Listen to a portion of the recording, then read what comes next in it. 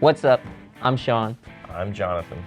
and we're at Casino Guitars, and we're going to talk about guitars, setups, springtime, wintertime, fall time, all the time, and all the time you The spend. losing battle. The losing battle. Losing battle. That's what it is. It's the losing battle. It's not like Rocky, right? Where you get to the end of the movie and he wins. No, it's like, and then it's over. and then it's over. Yeah, no, it's like you're just going to continue to fight this fight, right? We both fight the fight.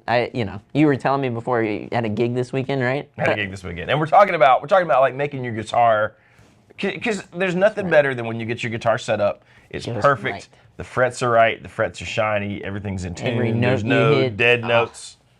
Brilliant, right? But the moment you get that, it's getting worse. It's not going to stay that way, folks. If you play it now, I'm sure you could like put it in one of these like vacuum containers And and never like on a touch it. pedestal in your house in glass. Yeah, never and touch perfect humidity, and it stays the same. But for goober nuts like you and I, we roll out and we take these guitars everywhere. And like I took a guitar up north with me recently. You took a guitar out into the spring weather. Where here in North Carolina, if you do not know, pollen season is insane. You could see the little pods in the pine trees.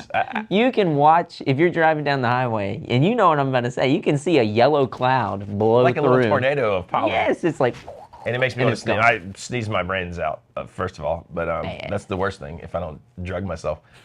Well, but like, I was telling you, so Saturday I had a gig outside, and it was gorgeous. Like it was, 65 degrees, not even quite 70 degrees, like blue skies, sunny. sweet. But you could see, like I was sitting there and I took my Gretsch, which is a really nice guitar. It's a Falcon and it's the Midnight Sapphire. That's right, very dark color, right? Well, I'm looking and I'm like, man, the sparkles look bigger because it's got like a faint, and I could write my name on it in pollen after like 15 seconds.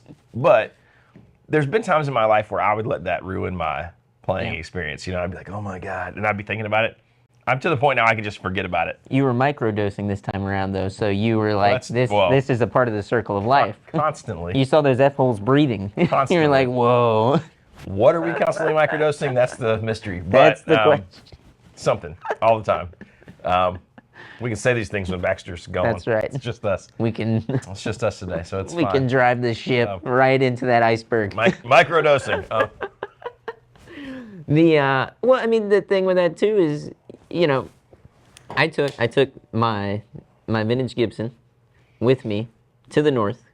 So from North Carolina, we're in Philadelphia, right? We go up to Philadelphia, cold as the dickens. How cold was it? It was, the wind did not help, but it was like, the first night, I want to say it was in the 30s, maybe less. Yeah, we've been having 70-degree weather here. Yeah. Now, it got, to be fair, the next 3 days we're going to have 30 degrees at night, 30-something. But yeah, big change. Big change. Humidity change, too, when Yeah. you go north. So Well, I went up there and pull out my guitar, get it tuned back up, play it for a bit. It's a little buzzy. I don't have any of my tools with me, though, because we're just going up there for a wedding. My buddy Brian, congratulations. Brian and Maria, too, from the whole casino crew. You might see this, you might not. It's okay, though. You know that we love you. Besides that, though, this guitar started to buzz, play a little funky, but I know that, right? Sure. I feel like there's been an influx of people who maybe know that, but we forget it. I remember forgetting it and being like, oh, my guitar's ruined now. No clue why. It's like, well, that's what it is. It's the never-ending battle of pushing that rock uphill to get it to play great and knowing weather's going to change. Seasons are going to change. Life is going to change. Well, dude, I talked to a gentleman this weekend. Super nice guy. Good player. I listened to him play. But he's got a Taylor that he's had at this point, it's a 24-year-old guitar, 23-year-old guitar, because he bought it in like 2000, 2001. Yeah. And he's worried that it's buzzing a little bit. He's never had the frets leveled, He thought that when you did the truss rod, that it was like changing the neck angle, not changing the sort of curve of the neck, right? So he thought, like he had some sort of small misconceptions, right? And when we talked about it, I think he left feeling a lot better, like, which was probably dumb on my part, because he maybe would have bought a new guitar if I hadn't told him these things. But Well, that's what we do, though. but because he's got this guitar he loves, and my guess is if most of us played that guitar, we'd be like, wow, this doesn't play good. Because like when you have a guitar that you've had for 20 years, you just gradually get used to it and you play it in sort of whatever condition it's in, I think. A lot of times, Baxter, I think, is this way a bit. Very much so. Some of his guitars, you pick up some of Baxter's guitars, and you're like, oh my God. But Baxter just doesn't think about the setup thing, and he, he's just a good enough player that he compensates, right? He can maneuver around those things. So I think that probably happens to people more than they realize, where all of a sudden one day you're like, wow, my guitar plays bad, but it's probably been on the way there. Yes. For maybe years sometimes. That's right. And, and like with what you're saying there too, I think a lot of people have the misconception of what certain things on a guitar do whenever you adjust them. Yeah. And I think there is a ton of that. And I'm not saying I'm all-knowing and, anybody here is all-knowing, but whenever you play so many guitars, you do get to the point that you start to realize, like, the wood does live and breathe. The wood moves a lot. And, an 8-hour car ride makes that difference. In different weather, whenever you've done full-on touring, how much did your guitars change from place to place? Well, I was going to say, when you gig and you're actually traveling, it's one thing when you're gigging around town. I mean, your guitars take a lot of wear and tear that way too. But if you're actually traveling a ton, you're going to different states and wildly different, maybe humidities or temperatures. Yeah, I mean, like I think some people hear about guys having techs on the road. I mean, I've never had a tech with me on the road. I was on that level, but you hear about these big bands that have that, and you're like, well, that's kind of a lot. Well, nah, man. I mean, I can see it'd be awesome to have somebody set your guitar up. Absolutely. Before every gig when you're going from, Yes, well, and if you got 10 guitars, too, that you play in a big set, let's say you're a band of that caliber, even, it's very much so worthwhile because even with strings, I think a lot of people see gigging guys like that and they say they change their strings too much.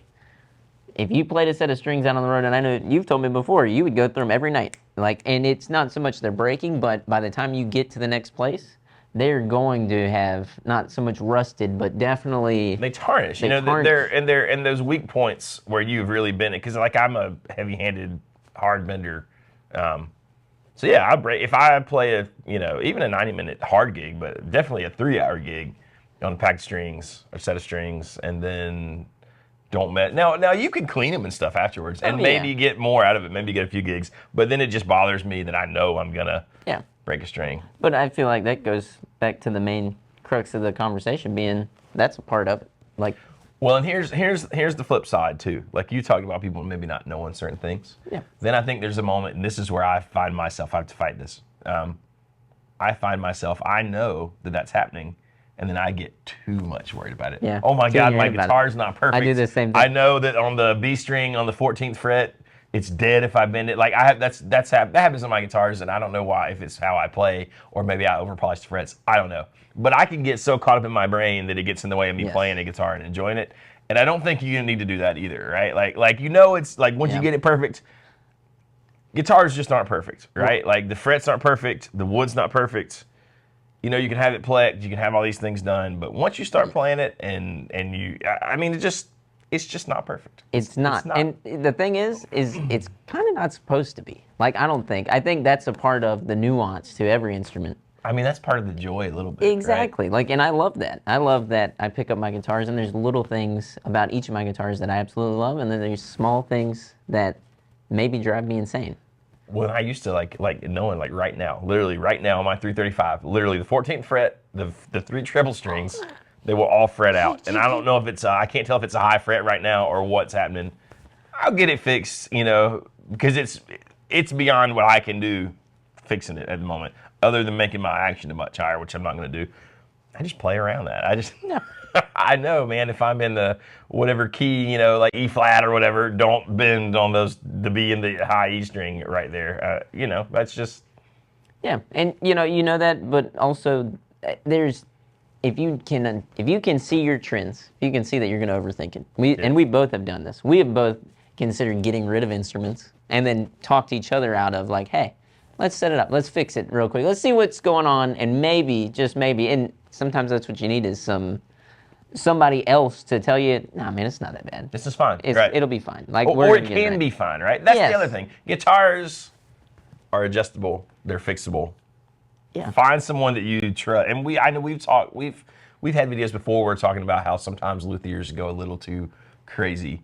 But even that, even more reason why you find somebody that you trust, that you like, that you don't think is just telling you random things.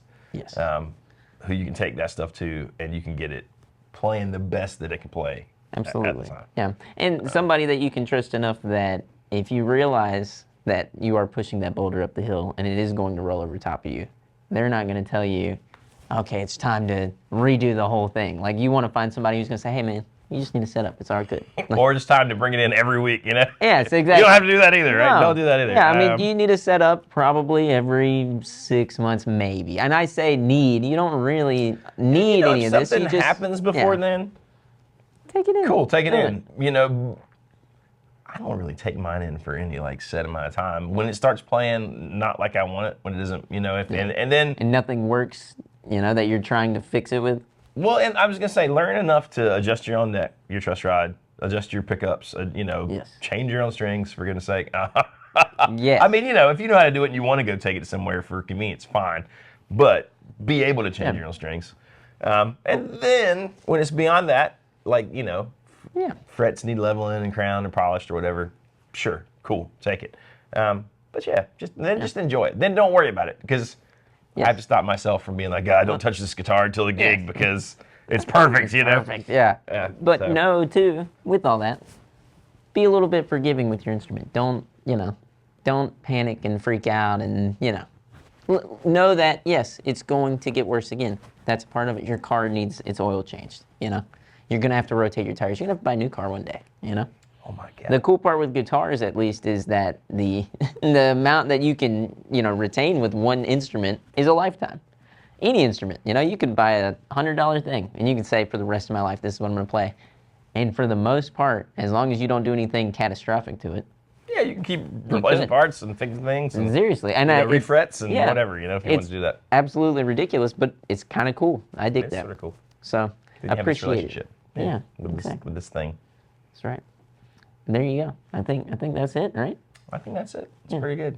There you go. I hope you found some usefulness in this. This is like the conversations that me and Johnny have, and we like hone in and get ourselves hyped up about just playing guitar again. So go and play your guitar. See if it needs a setup yourself. Let us know what you think about all this. Tell us how wrong we are in the comments. That's right. We'll see you next time. Hit like, hit subscribe. Hit the bell. Thanks for watching.